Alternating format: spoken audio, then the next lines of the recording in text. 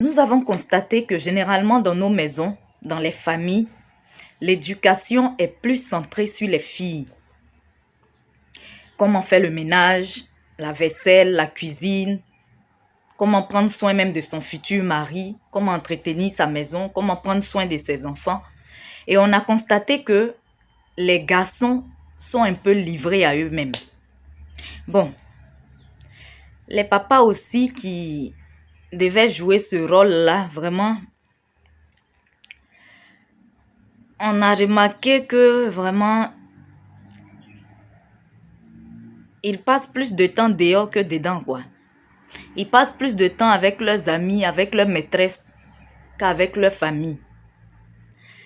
Donc les papas, je ne sais pas si vous voulez que la maman, en plus de s'occuper des filles, elle s'occupe aussi des garçons. En tout cas, déjà, j'envoie mes salutations à toutes ces braves mamans qui éduquent leurs enfants, qui leur apprennent l'entretien de la maison. Et bon, celles aussi qui font dormir leurs enfants jusqu'à midi pour que les autres personnes qui vivent dans leur maison fassent tout le travail, continuez aussi, espérant que vous allez suivre vos enfants partout où ils seront pour... Voilà, vous allez toujours leur prendre des gens pour pouvoir faire les tâches pour eux. Bref, c'est pas de ce sujet qu'il s'agissait. Donc, le sujet du jour, en fait, c'est l'éducation aussi des enfants garçons dans la maison. Les hommes, en principe, la Bible même nous dit que l'homme est le chef de famille.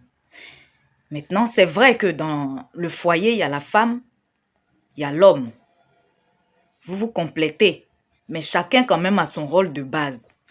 La femme, elle va apprendre à ses filles comment s'occuper de la maison, comment cuisiner, tout ça, pour prendre soin déjà de la maison dans laquelle vous vivez, mais aussi pour savoir prendre soin de son futur mari et de sa future maison. Maintenant, les papas, pourquoi vous aussi là? Vous ne prenez pas à vos garçons comment aussi être chef de famille, comment être responsable de sa famille, comment prendre soin de sa femme, comment prendre soin de ses enfants. Bon, pour pouvoir apprendre ça aussi à quelqu'un, il faudrait que toi-même aussi, là, tu puisses faire ça, que tu puisses montrer ça au quotidien. C'est aussi ça le problème. Donc, vraiment, les papas, c'est une doléance, quoi. C'est pourquoi aujourd'hui, on voit que les garçons, là, ils sont plus même dans les vices que les filles. Parce que généralement, ils n'ont pas reçu d'éducation dès le bas âge. Il leur était permis de faire tout ce qu'ils voulaient dans la maison. Et on était plus sévère avec les filles. Et voici ce que ça donne aujourd'hui. Ils sont capables de tout pour de l'argent. Ils sont envieux. Ils sont capables même de vous sacrifier pour la célébrité, pour avoir de l'argent à aller dépenser dans les boîtes de nuit et autres. L'éducation, elle commence dès le bas âge. Que ce soit pour la fille ou pour le garçon. Dès que l'enfant commence à dire papa, maman. Et c'est avec ça qu'il va grandir. Si après il est devenu autre chose, en suivant, en ayant des mauvaises compagnies, en suivant les mauvaises doctrines de la société, au moins vous savez que vous avez fait votre part. Mais déjà, ça commence dès le bas âge. Et si vous suivez bien vos enfants depuis le bas âge jusqu'à vraiment leur majorité, je pense qu'ils vont garder cette éducation-là. Ceux qui dérivent là, c'est vraiment des cas isolés, c'est vraiment un pourcentage minime. Mais vu la société dans laquelle nous vivons maintenant, l'éducation de la fille comme du garçon est plus que nécessaire.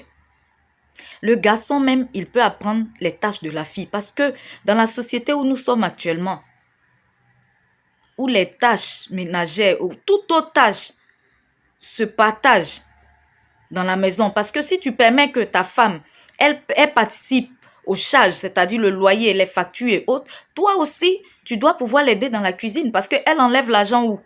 Pour venir participer aux charges. Elle aussi, elle va travailler comme toi. Donc, vous devez partager aussi les charges de la maison. Tu dois pouvoir faire la vaisselle. Surtout dans les pays développés où tu ne peux pas prendre quelqu'un pour vivre au quotidien avec toi, pour pouvoir s'occuper de tes enfants ou de tes tâches. Et ça va arriver dans nos pays africains, où il arrivera le temps où tu ne pourras plus prendre une nièce ou un neveu au village ou je ne sais qui pour venir habiter chez toi, pour l'exploiter, pour faire tes tâches. Regardons dans les pays développés. Il y en a même qui sont obligés, l'un des conjoints est obligé de démissionner pour pouvoir rester à la maison pour prendre soin des enfants et l'autre va travailler. Ou bien quand les deux travaillent, ils sont obligés de se partager les tâches. La personne qui vient avant fait ce qu'il y a à faire. Prend soin des enfants. La personne qui ne travaille pas s'occupe de la maison. Moi, j'ai un collègue, lui et sa femme. Il a demandé tous les jours à avoir mercredi pour pouvoir s'occuper de ses enfants parce que sa femme ne peut pas le faire ce jour-là. Donc, l'heure à laquelle nous sommes là, la société dans laquelle nous sommes maintenant, ça impose que l'homme et la femme se partagent les tâches. C'est une complémentarité. Le temps où l'homme seul travaillait pour apporter de l'argent et la femme était assise à la maison pour prendre soin de la maison, là, ce temps-là, il est dépassé, il est derrière nous. Nous devons nous adapter à ce qui s'impose à nous aujourd'hui.